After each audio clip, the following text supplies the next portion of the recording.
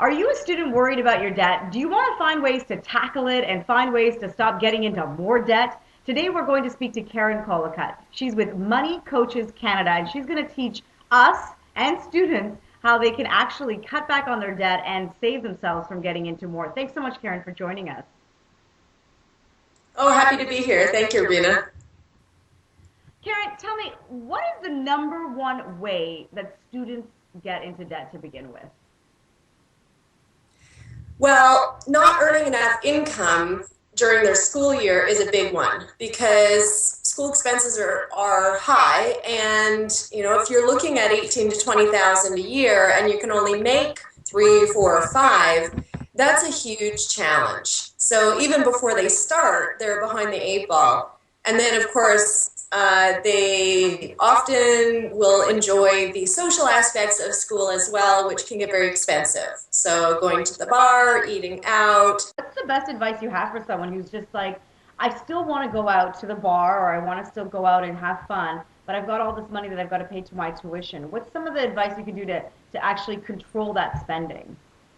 One of the things I suggested to a young woman I was working with was she had a vehicle. So what I suggested was that she go to the bar with her girlfriends each weekend, as she would like to, and every third weekend she drives.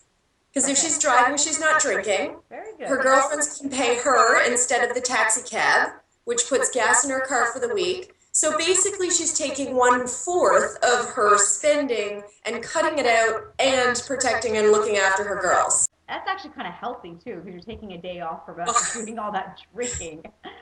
Karen, Exactly. we always talk about good debt and bad debt. When it comes to student debt, what is considered good and bad, and what should we really stay away from when it comes to student debt?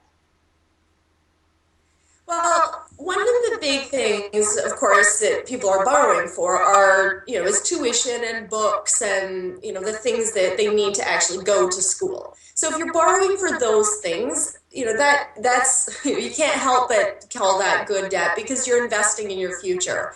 If you're taking a whole bunch of borrowed money and then using it to live this lavish lifestyle, that's not a good strategy. So there's some benefits, even just comparing a student line of credit versus a personal line of credit. A student line of credit is going to give you a better return, I guess, because you're not having to, you can claim that interest.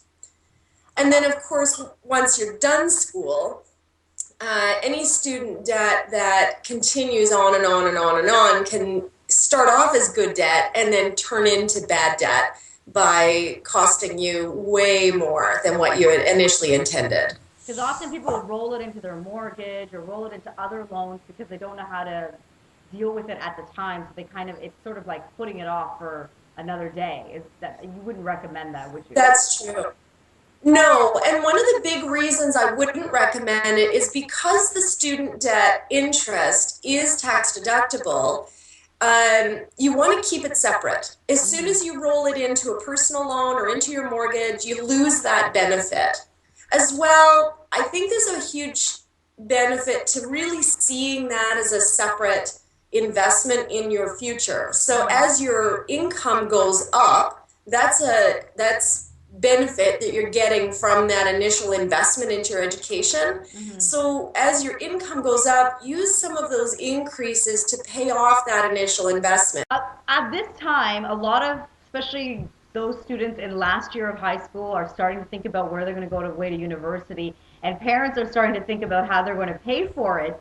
What is some of the advice that you can give to parents that they could give to their kids on how to just prepare them for that big step they're going to take to university, and how to make sure that they really do keep their finances in control when they're away?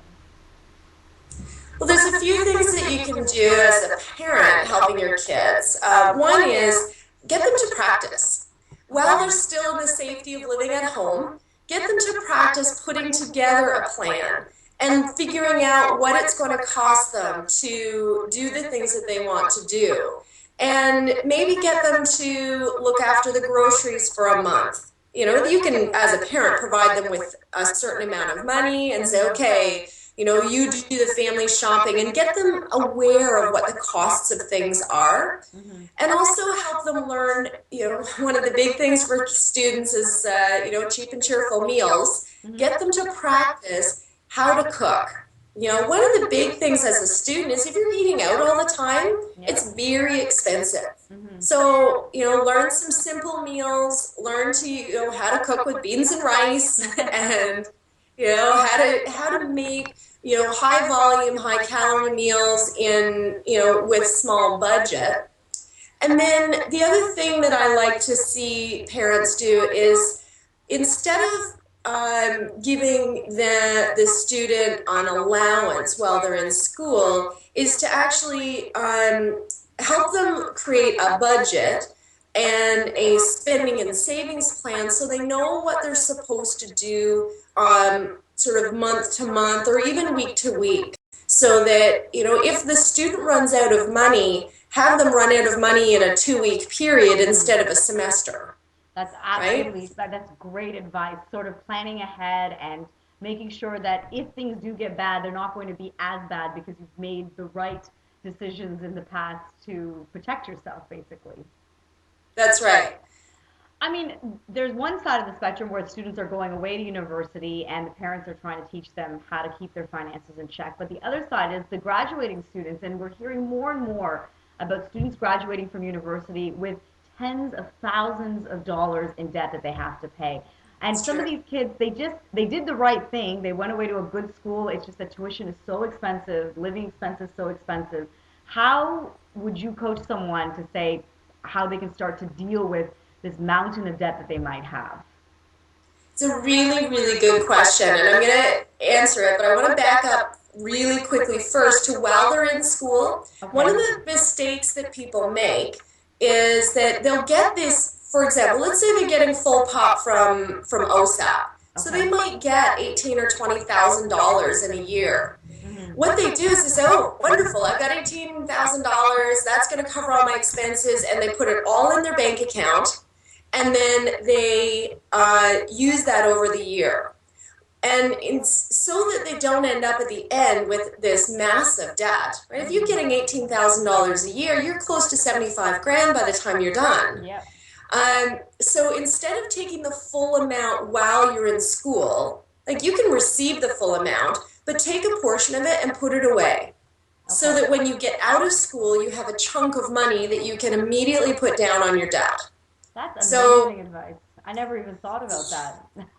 I talked to a young woman last year, and her numbers, she's working as well. She realized that she really could do with probably closer to maybe 14 or 15,000, and she was getting 20.